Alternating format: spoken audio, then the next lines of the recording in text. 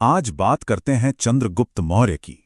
एक ऐसी अविश्वसनीय कहानी की जिसे सुनकर यकीन करना मुश्किल हो जाता है। जरा सोचिए, एक ऐसा इंसान जो गुमनामी के अंधेरों से निकला और आज से 2000 साल पहले उसने भारत के सबसे बड़े साम्राज्यों में से एक की नींव रखी।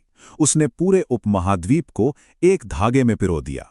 ये जो शब्द है, ये किसी बड़े सम्राट के नहीं है।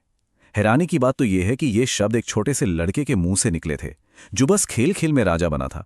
पर इन्हीं शब्दों में उसके अंदर छिपे न्याय के भाव की झलक थी, एक ऐसी झलक जिसने आगे चलकर उसकी पूरी किस्मत ही बदल दी।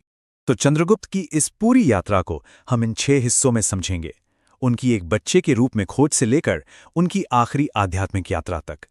हम देखेंगे एक भाग्यशाली मुलाकात, फिर एक नई रणनीति, साम्राज्य का निर्माण, एक अखंड भारत पर शासन, सम्राट का त्याग और आखिर में एक राजा की अंतिम शांति। देखिए, इस कहानी की शुरुआत इसके हीरो यानी चंद्रगुप्त से नहीं होती, बल्कि ये कहानी शुरू होती है उनके गुरु, महान रणनीतिकार चाणक्य से।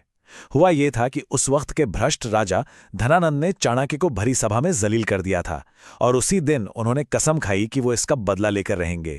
और फिर एक दिन बदला लेने की आग में जलते हुए चाणक्य जब कहीं जा रहे थे तो उन्होंने एक लड़के को देखा। वो राजा बनने का खेल खेल रहा था और खेल खेल में ही उसने एक चोर को 5 कोड़े मारने की सजा दी और खुद को 10 कोड़े। क्यों? क्योंकि उसका मानना था कि जिस राजा के राज में लोगों को पेट भरने के लिए चोरी करनी पड़े, असली सजा का हकदार तो वो राजा है। बस यही वो पल था। चाणक्य ने उस बच्चे में वो असाधारण समझ और काबिलियत देख ली थी। वो समझ गए थे कि ये लड़का ही एक महान शासक बन सकता है। अब चंद्रगुप्त की शुरुआत को लेकर कई अलग अलग कहानियां मिलती हैं। कुछ कहते हैं कि उनकी मां मुरा नंद दरबार में एक दासी थीं। कुछ का मानना है कि उनके पिता मौर्य वंश के एक योद्धा थे जो युद्ध में मारे गए थे। उनका जन्म पाटलिपुत्र यानी आज के पटना में हुआ। कुछ सोर्स तो ये भी कहते हैं कि उन्हें जन्म के बाद छोड़ दिया गया था और एक चरवाहे परिवार ने उन्हें पाला था। लेकिन देखिए, कहानी कोई भी हो, हर कहानी एक ही बात कहती है कि ये एक ऐसे इंसान थे जिसने अपनी किस्मत खुद लिखी। तो चाणक्य उस लड़के को अपने साथ ले गए तक्षशिला। उस जमाने में तक्षशिला ज्ञान का सबसे बड़ा गढ़ हुआ करता था। चाणक्य का मकसद साफ था, इस हीरे को तराश कर एक ऐसा सम्राट बनाना जिसके लिए शायद उसका जन्म ही हुआ था। लेकिन शुरुआत बिल्कुल भी आसान नहीं थी। उन्होंने सीधे शक्तिशाली नंद साम्राज्य पर हमला करने की कोशिश की और नतीजा, बुरी तरह हार गए।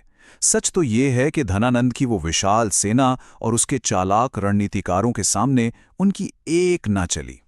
तो फिर रणनीति कैसे बदले? बड़ी मजेदार कहानी है। कहते हैं कि एक बार चाणक्य ने एक मां को अपने बच्चे पर चिल्लाते हुए सुना।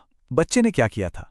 उसने गरम खिचड़ी को बीच से खाने की कोशिश की और अपना हाथ जला लिया। उसकी मां ने उसे समझाया, बेटा, खिचड़ी बीच से गरम होती है, उसे किनारे से खाना शुरू करो जहां वो ठंडी है। बस चाणक्य के दिमाग की बत्ती जल गई। उन्हें अपनी गलती समझ आ गई। वो भी तो वही कर रहे थे, नंद साम्राज्य के केंद्र पर यानी सबसे गर्म हिस्से पर सीधा हमला। और इस नई समझ के साथ चंद्रगुप्त ने अपनी जीत का सफर शुरू किया, लेकिन इस बार नंद साम्राज्य के दिल पर नहीं, बल्कि उसके कमजोर बाहरी किनारों से। और ये रणनीति खूब काम आई। सबसे पहले उन्होंने उत्तर पश्चिम भारत में सिकंदर द्वारा छोड़े गए गवर्नरों को हराया। फिर हिमालय के राजा पर्वतक के साथ गठबंधन करके अपनी ताकत बढ़ाई और फिर 322 ईसा पूर्व में इस मिलीजुली सेना ने नंदों की राजधानी पाटलिपुत्र पर धावा बोल दिया। इस बार राजा धनानंद मारा गया और इसी के साथ मौर्य साम्राज्य का जन्म हुआ। चंद्रगुप्त सिर्फ एक महान योद्धा ही नहीं थे, वो राजनीति और कूटनीति में भी माहिर थे।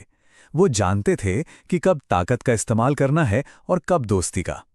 जैसे उन्होंने मैसेडोनियन क्षत्रपों को हराया, सिंधु घाटी को सेल्यूकस से जीता, अफगानिस्तान के हिस्से पर कब्जा किया। ये थी उनकी ताकत। लेकिन दूसरी तरफ उन्होंने सेल्यूकस की बेटी हेलेना से शादी भी की, उसे 500 हाथी तोहफे में दिए और यूनानी राजदूत मेगस्थनीज का अपने दरबार में स्वागत किया।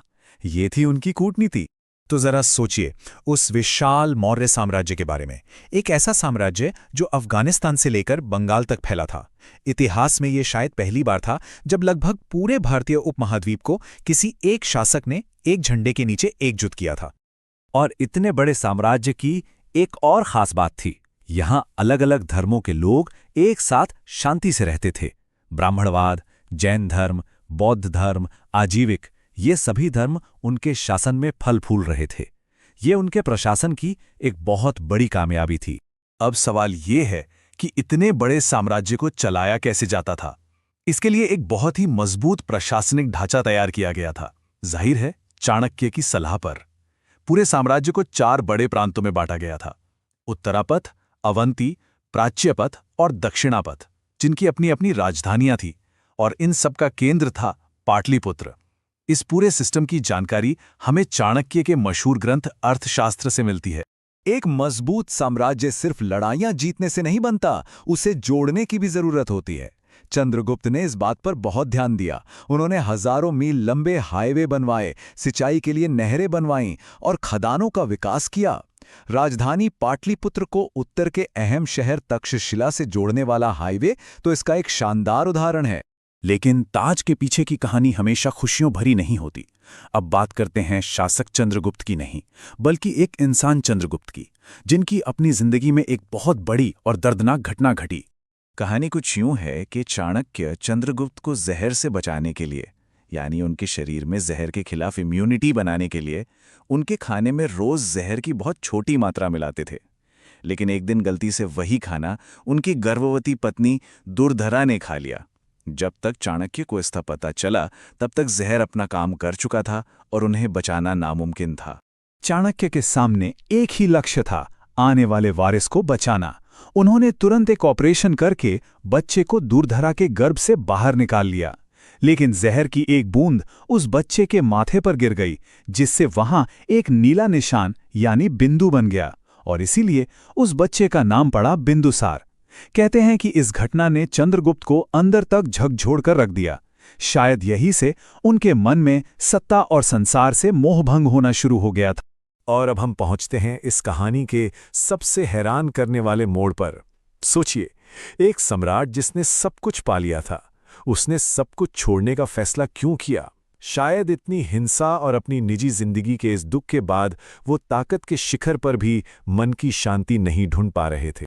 तो जैसे ही उनके बेटे बिंदुसार ने राजकाज संभालने की उम्र पाई, लगभग 298 ईसा पूर्व, चंद्रगुप्त ने उसे अपना सिंहासन सौंप दिया। उन्होंने जैन धर्म अपना लिया और एक भिक्षु बन गए। अपना राजपाट, अपनी दौलत, सब कुछ पीछे छोड़कर वो जैन संत भद्रबाहु के साथ दक्षिण भारत में श्रवणबेलगोला की ओर निकल पड़े। और वहीं श्रवणबेलगोला में उन्होंने सल्लेखना की कठिन प्रथा का पालन किया। ये जैन धर्म की एक बहुत गहरी आध्यात्मिक प्रक्रिया है, जिसमें आत्मा को शुद्ध करने के लिए स्वेच्छा से मृत्यु तक उपवास रखा जाता है। लेकिन चंद्रगुप्त की कहानी उनके जाने के साथ खत्म नहीं हुई। उनकी विरासत, वो साम्राज्य जो उन्होंने बनाया था, वो अगले 130 सालों तक फलता फूलता रहा। और इतना ही नहीं, इसी वंश ने आगे चलकर भारत को एक और महान सम्राट दिया, उनके अपने पोते अशोक महान। तो ये कहानी हमें एक बहुत गहरे सवाल के साथ छोड़ जाती है। अपने समय का सबसे बड़ा साम्राज्य बनाने के बाद आखिर चंद्रगुप्त ने सब कुछ त्याग कर क्या पाया होगा? एक ऐसा राजा जो दुनिया जीत सकता था, उसने सब कुछ छोड़कर क्या हासिल किया? एक सम्राट जो आखिर में एक तपस्वी बन गया।